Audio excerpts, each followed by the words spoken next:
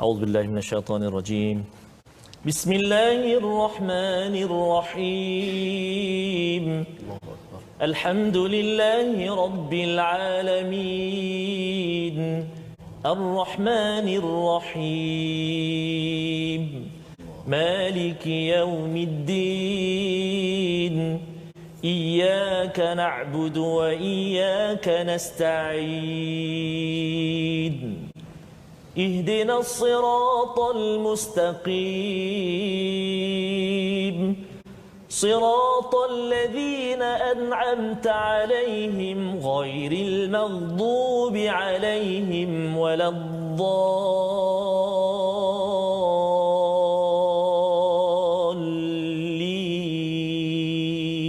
آمين. سبحان الله وبحمده سبحان الله العظيم سبحان الله وبحمده سبحان الله العظيم. Subhanallah bihamdihi subhanallahal azim wala haula wala quwwata illa billahil aliyil azim. Subhanallah, tuan-tuan dan puan-puan, sahabat-sahabat Al-Quran yang dikasihi oleh Allah Subhanahu wa taala sekalian, kita perbanyakkan zikir kita kepada Allah Subhanahu wa taala, baca Quran, zikrullah kan. Ya ayyuhallazina amanu udhkurullaha dzikran katsira. Berzikirlah, sebutlah nama Allah, zikrullah dengan banyak ataupun acap kali. Wasabbihuhu bukratan wa asila. Bertasbih pagi, petang, siang dan malam kita berzikir kepada Allah Subhanahu wa taala. Ala bidzikrillahi tatma'innul qulub. Ketahuilah, dengan berzikir kepada Allah, ingat Allah, sebut nama Allah, solat, bertasbih, berzikir, akan tenang tenteramlah hati kita semua. Amin ya rabbal alamin. Ya Allah wa ya Rahman wa ya Rahim, kurniakanlah rahmat kepada kami daripada sisimu ya Allah, dan sempurnakanlah petunjuk yang lurus bagi kami dalam urusan kami ya Allah. Dengan doa kita, subhanakala ilma lana illa ma 'allamtana innaka antal alimul hakim. Maha sucimu ya Allah, tidak ada ilmu kecuali yang Engkau ajarkan kepada kami, sesungguhnya Engkau yang Maha mengetahui, yang Maha bijaksana. Rabbi zidni ilma, ya Tuhan kami, tambahkanlah ilmu untuk kami. Allahu akbar, Allahu akbar. Mari kita lihat kepada apakah ringkasan sinopsis bagi halaman 294, iaitu bermula daripada ayat nombor 5, seruan dakwah Nabi sallallahu alaihi wasallam, Nabi Muhammad, dan hakikat dunia ini sendiri yang perlu dimaklumi, dan hakikat inilah yang nanti akan melatari kepada 4 kisah yang dinyatakan di dalam surah Al-Kahfi dalam menguruskan iman, dalam menguruskan harta, dalam menguruskan ilmu, dan menguruskan kuasa yang diberikan oleh Allah Subhanahu Wa Taala. Kemudian kita masuk pada kisah pertama, iaitu Ashabul Kahfi, pemuda yang mendiami gua ketika beberapa ribu tahun yang lepas. Kisah ini diabadikan untuk kita jadikan sebagai panduan pada era ini, agar kita dapat mendepani cabaran akhir zaman dengan panduan daripada Al-Quran. Allahumma arhamna bil Quran. A'udzu billahi minasy syaithanir rajim. Ma lahum bihi min ilmin wala liabaihim kaburat kalimatan takhruju min afwahihim in yaquluna illa kadhiba فلعلك باخع نفسك على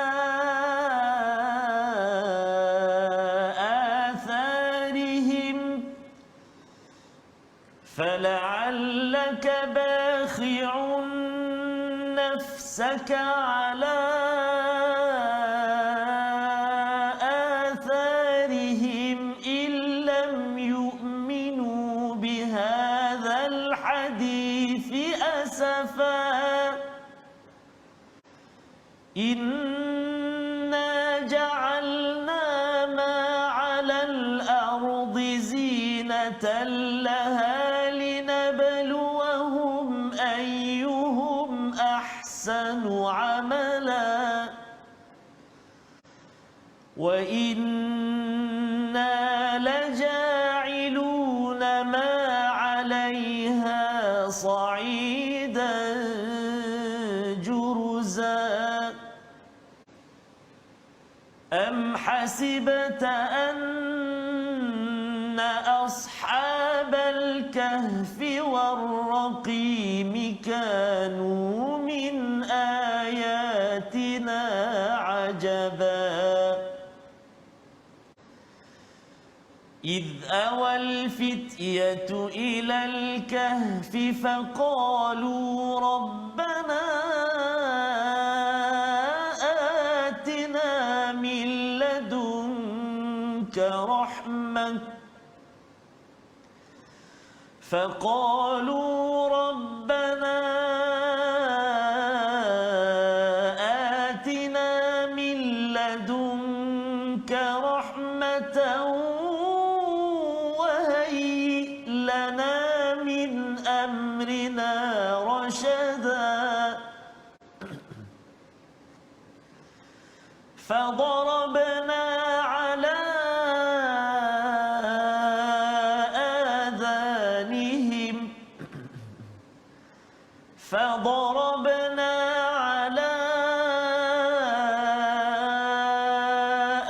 آذانهم في الكهف سنين عددا ثم بعثناهم لنعلم أي الحزبين أحصى لما لبثوا أمدا نحن نقص عليك نبأهم بالحق إنهم فتية آمنوا بربهم وزدناهم هدى وربطنا على قلوبهم إذ قاموا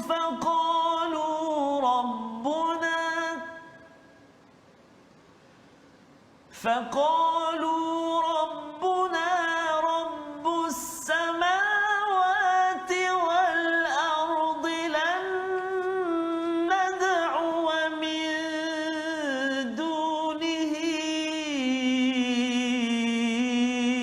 إلها لقد قلنا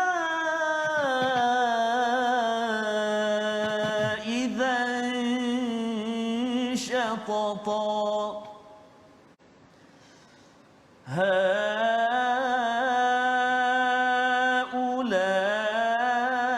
هؤلاء قومنا اتخذوا من دونه آلهة لولا يأتون عليهم بسلطان بين فمن أظلم ممن افترى على الله كذبا صدق الله العظيم.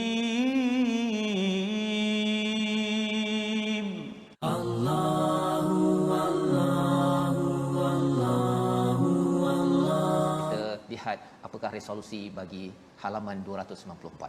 Iaitu yang pertama, cari ilmu untuk bercakap atau mengambil tindakan, jangan sembrono. Yang kedua, membuat penilaian apa yang dibuat dan tidak agar tidak sia-sia amalan. Dan yang ketiga, bina iman agar Allah tambah lagi hidayah dan meneguhkan, menguatkan hati kita berdepan dengan cabaran. Allah, la ilaha illallah.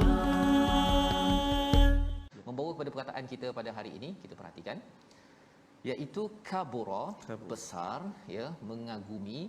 Dan dalam ayat yang kita baca sebentar tadi, kaburat, ya, pada ayat yang kelima, membesarkan. Allah melihat betapa besarnya keburukan yang dibuat oleh mereka yang mengeluarkan kalimah tidak berasaskan ilmu, dan Allah amat murka. Harapnya kita tidak dimurkai Allah pada akhir zaman ini dengan kita kembali kepada panduan daripada Al-Quran dan perjuangkannya dalam agama, dalam harta, dalam ilmu, dalam kita menguruskan puasa. Astaghfirullah, innallah kana tawwaba. Hukum mat, dan kita nak melihat tentang maksilah. Mak apa? Maksilah, bukan maksilap. Maksilah. Maksilah. Jadi jom kita sama-sama tengok apa dia maksilah. Iaitulah maksilah terjadi apabila huruf ha dhamir berada di antara dua huruf yang berbaris dan dibaca secara wasal. Ha dhamir berada di antara dua huruf yang berbaris dibaca secara wasal. Jom kita lihat contoh dia.